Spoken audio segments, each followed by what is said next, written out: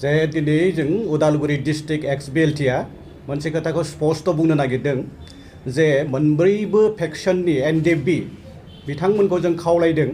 जे बिथांमोना दाखालि मोनसे मसलपुराव मिटिं जानायखौ जों नुनो मोन्दों आरो बे मिटिंखौ जोङो दुखु मोन्दों जिहेतु जोङो उदालगुरि डिस्ट्रिक्ट एक्स-बिएलटिआ 17 बोसोरनि एक्सपिरियेन्स दङ जेरै 17 बोसोराव दिनै एक्स-बिएलटिखौ मा खालामनानै दोनखो जों बेखौ स्पष्ट बुंनो नागिरदों दिनै हाग्रामा महिलारिया मोनब्रैबो फेक्सननि एनडिएफबिखौ लानानै सेम बे जेरै जों एक्स-बिएलटिफोरखौ जेरैबायदि खालामदोंमोन बे एखे लामाथिं लांगासिनो दं बेखौ जों दिनै स्पष्ट होदों दिनै बिथांमोना जोंखौ लानानैनो बिथांमोना दिनै बिटिसिखौ सालायदोंमोन बे सालायनायाव बिथांमोना मोनसे प्रमिस होदोंमोन जे जोङो मडेल बिटिसि बानायगोन होननानै दिनै बिथांमोनखौ जों नुनो मोन्दों मडेल बिटिसि जायाखै जे बिथांमोना गाव गावनि न'खौसो मडेल खालामनानै लादों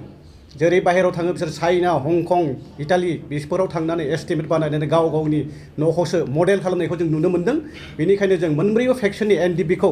जोङो गोसो गुरैयै खावलायहरदों जे बिथांमोना बे बिटिआर जिथुनिखि सक्ति जाबाय बे बिटिआरखौ सापर्ट खालामनांगौ होननानै आं गुरैयै खावलायहरदों जाहाथे बिटिआर सक्तिया जोबोद मोजां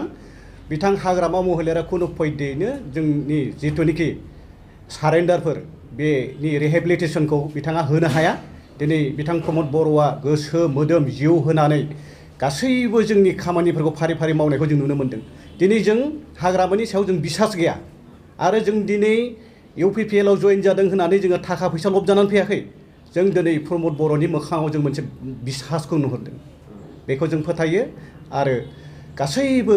जोंल' नट अनलि एक्स-बिएलटि जोंजों लोगोसे सिगांनि आबसुनि भलन्टियार फर्सनि 300 एबभ बिथांमोनाबो फैसिगोन जोंजों जयैनो खामानि मावगोन आरो बे उदालगुरिनि 10टा समस्तियाव गासैबो समस्तियावनो नखर नखर थांना दुर टु दुर केम्पिं खालामगोन होननानै बिथांमोना दिनै जोंनि सिगाङाव फोरमायहरदों आरो जोंहा लास्ट बे दिनै आं बे खैराबारिनि पार्टि अफिसाव इउपिपिएल पार्टिनि अफिसाव बेखौनो फोरमायनो सानदों मिडियानि गेजेरजों जे फैगौ नेक्स्ट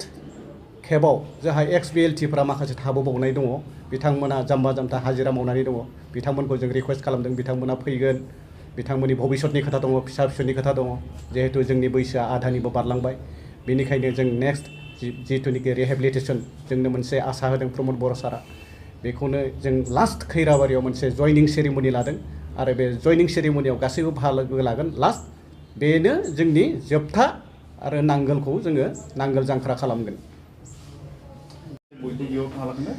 जिहेतु एनडिएफबिनि रिहेबिलिटेसननि खोथाया बे सुक्तियावनो दंफाखायो बेनिखायनो बिथांमोना नो डाउट सोरबा हाग्रामाजों थाबा जे मोनगोन बे खोथा नङा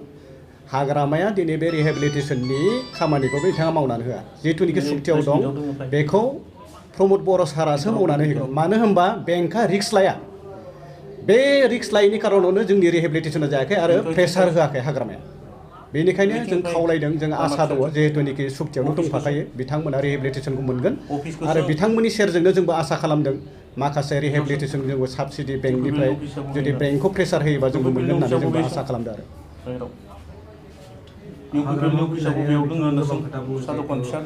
गावनि केडारफोरखौ माने नांगौ बायदि कनस्टेबल होबाय लोगोसे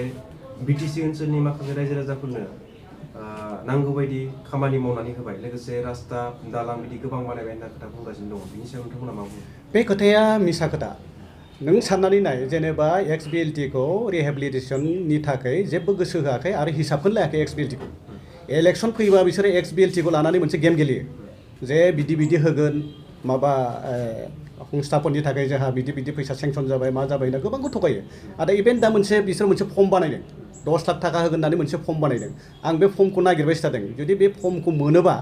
आं हाइकर्टआव बिसोरखौ डिफामेसन केस होगोन बेखौ आं थियारिखा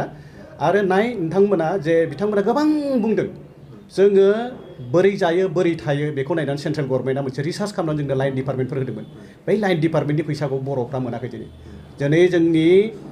बर' समाजाव बा जोंनि बिटिसि एरियायाव एग्रिकालचार बेस एरिया 90% एग्रिकालचारजों सोलिनानै जायो एग्रिकालचाराव जेबो इनिशिएटिभ लायाखै एग्रिकालचारनि फैसा बांसिन माने मिस इउटिलाइज माने इनिशिएटिभ लायाखै इभेन जोंनि उदालगुरि डिस्ट्रिक्टआव इन्जिनियारिं सेक्सनखौ दिनैसिम लाबोआखै हाग्रामाया प्लास गोबां एनुवेल प्लेननि फैसाजों लामा दालां बानायदों होनना बुंदों आंथ' नुवाखै दिनै खैराबारि कालिंदुवार बा भेरगावआव एनुवेल प्लेननि PWD एनुवेल प्लेननि फैसाजों आं खामानि मावनायखौनो नुवाखै प्लास बिथांमोना ओरैबायदि थगायो बिथांमोना दिनै बाहेराव फरेनाव बेरायहैनायावसो बेस्थ' दिनै नोंथांमोना नाय बिसोरो स्टेटनिफ्राय 12.5% जोंहा मोनो बिथाङा हाग्रामा महिलारिया जों मोनजोबाखै फैसाखौ ना मोनो बे फैसाखौ बोरै मोननांगौ जाखो बिथांमोना दिनै इउटिलाइजेसन होनो हायाखै इउसि होनो हायाखै बेनिखायनो फैसाया फैयाखै दिनै तन्न जिथुनिखि बिटिआर सुक्तियाव जाबाय बे बिटिआर सुक्तिया 100% इमप्लिमेन्ट जागोन होनना जोंहा बिसास दङ आरो प्रमद बर' सारनि सायाव जोंहा फोथायनाय दं बिथांनि मोखांखौ नायबानो जों सिनायो आरो गासैबो रायजो राजाया दिनै प्रमद बर'खौ बिसास खालामनानै मोनसे दोहौ फैदों दिनै बे दोहौआ ओरैबायदि माने दैबाना बायदि फैदों आरो हाग्रामा महिलारिया बेनो जे लास्टआव आहा मोनसे पावार दङ बे थाखा फैसाखौनो बे ब्रह्मअस्त्र सानना लादों दिनै बिथांनि बे पापनि धनजों जे रायजोनि दैबानाखौ थेनो हागोन बे असम्भब थांनाय 17-15 बोसोराव हाग्रामाया गोबां करापसन खालामबाय नामा निस्सय खालामदों कारापसननि थयथ'आ जोंनाव 2005 निफ्राय 2015 सिम अलरेडि जोंनाव दंखायो बेखौ जोङो रायजोफोरनाव सोंगोन रायजोफोरनाव सोंनानै जोङो जुदि कमप्लेन होनांगौबा जों अलरेडि जों ड्राफ्टिंबो खालामबाय जों गभर्नरनोबो होगोन आरो जों अलरेडि जों हम मिनिस्ट्रिजोंबो रायलायबाय थादों जों आन्डार सेक्रेटारिजों जों फनाव रायलायबाय थादों जुगाजुग जादों जों रायजोनि सायाव जोङो हगारनानै होदों जुदि रायजोआ बुङोबा जों बेखौ कमप्लेन होगोन मानो होनबा जोङो 100% जों डेभेलप जानायखौ नुवाखै 80% आनो कारापसन जादों मिस इउटिलाइज जादों फैसाया 20%ल' खामानि जानायखौ जों नुदों दिनै थिकादारफोरखौ बुथारजोब्बाय बर' थिकादारफोरखौ दिनै बिटिसिनि रायजो राजा थिकादारफ्रा मोजां थिकादार ओंखारबोदोंमोन बिथांमोना बिल मोनाखै आरो मेक्सिमाम फर्मेलिटि जायाखै खामानिफ्रा फर्मेल अर्डार जायाखै ग हेडआव खामानि मावहोदों माने खुनु सिस्टेम गैया खुनु बाजेट गैया खुनु प्लेनिं गैया बेबायदिखौ जों नुनो मोन्दों आरो बिटिसि माने लेथ्रा पलिटिक्स बेफोरो थारमाने बेयाव प्रमद बर' सारा मा गोहो दं बेयाव बे जेबो पावार गैया बियो बिथांमोनखौ जेलाव हरनायनि कारनानो जाहैबाय बेखौ बिथां हाग्रामा महिलारि बे MP बिश्वजित दैमारि बिथिं मन्त्रि चन्दन ब्रह्म बिसिनि आखाइ दं बेयाव मानो होनोबा इलेक्सननि MP इलेक्सननि सिगां हाग्रामा महिलारिया बेखौ जेलाव हरदों रन्जन दैमारिखौ बेयाव सोरबा प्रमद बर' सारा जे बेखौ जेलाव हरनाय बेहा गोहो गैया आरो बेहा पावार गैया प्रमद बर'आ मिसुलिया नामा मिसुलियानाथ' बुंनो हाया जोङो दिनै जों बर'नि गेजेराव सासे डायनामिक लिडार मोननो हादों बिथाङा जोबोद मोजां सिस्टेमेटिक मावबोदों जों बेखौ नुदों जोंल' नङा गासै बिटिसिनि रायजो राजा गासैबो जाथि जनगोष्ठी बिथांमोना बिसास मोनसे फैदों प्रमद बर'खौ जाय मानसिया मिसुलिया होनना बुंदों बिथांमोनाथ' बेबायदि खोथा बुंनायाथ' ससाइटियाव थानोनो नाङा बिथांमोना बेबायदि आं दाखालि मोनसे मिडियानि गेजेरजों नुदों आं मिडियायाव बुंदों बिथां जगदीश सरकारा सासे EM जादों बे EM जानाया जे आबसुनि अबदान दं बेखौ मिथियोना मिथिया बिसोरो बेयाव गोबां आबसुनि अबदान दं आबसुनि अबदानजोंसो दिनै बिथांमोना MCLA माबा EM चिफ डेपुटि चिफ बेफोरबायदि जानो हादों दिनै बिथांमोना बिदि मन्तब्य खालामनाया थिग जायाखै आरो बिथांमोना ससाइटियाव थानो समाया बिथांमोना बबेबा दिपआव थाहैनांगौ बिसोरो जेराव मानसि थाया जे बबेबा सागरनि दिपआव बबेबा हाजो गोजौआव बबेबा बिराद गोजान जायगायाव जेराव मानसि थाया बे जायगायावसो थानो समायो बिथांमोना जोंनि समाजाव बा जोंनि ससाइटियाव थानो बिथांमोना समाया आरो बिथांमोना बे कारापसन खालामनानै जिनिखि गेलेबाय थादों बेखौ रायजोफ्रा दिनै मुगैदों दैमारि सारखौ जेलाव हरदों प्रमद बर' सारखौसो दाय हमबाय थादों दिनै बिदानि केसखौ फार्स्ट ट्रेकआव लाबोनाय गासैबो प्रसेसखौ अन्जलि दैमारि बायदेवआनो गुत्तै A to Z